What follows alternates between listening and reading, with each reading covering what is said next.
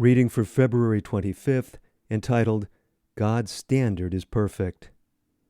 Till we all come in the unity of the faith and of the knowledge of the Son of God unto a perfect man, unto the measure of the stature of the fulness of Christ. Ephesians chapter 4, verse 13. The standard of character which Christ has made it possible for us to reach is a perfect standard. In trying to measure up to it, the senses become confused. The question is asked, who by searching can find out God? See Job chapter 11, verse 7. Yet he has made it possible for us to become like him in character. Oh, what will impress men and women with their need of that transformation which will enable them to reflect the divine image? Many who claim to follow Christ present to the world an inferior representation of Christianity because they do not reach the standard which makes them the elect of God. He who fails to keep constantly before him the standard of God's holy law creates a standard of his own.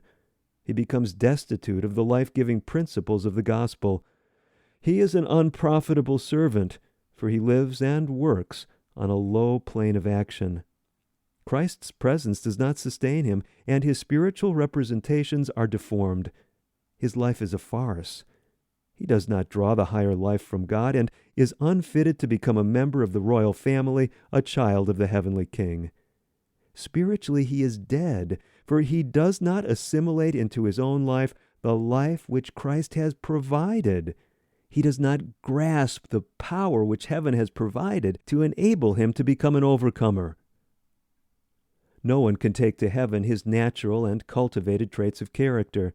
He who has carried these traits with him through his period of probation has misrepresented Christ by acting upon principles which God cannot endorse.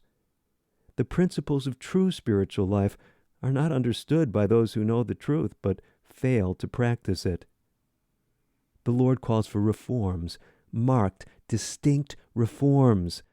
Those in whose hearts Christ dwells will reveal his presence in their dealing with their fellow men. But the principles of some have been so long perverted that they have lost their discernment, and the arrow seldom reaches its mark. How can this be cured? Only by heeding Christ's prayer. Sanctify them through thy truth. Thy word is truth. As thou hast sent me into the world, even so have I also sent them into the world. And for their sakes I sanctify myself, that they also might be sanctified through the truth.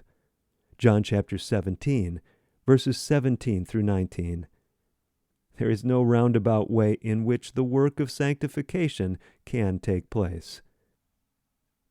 Taken from manuscript 16, dated February 25, 1901, entitled Testimony to the Battle Creek Church.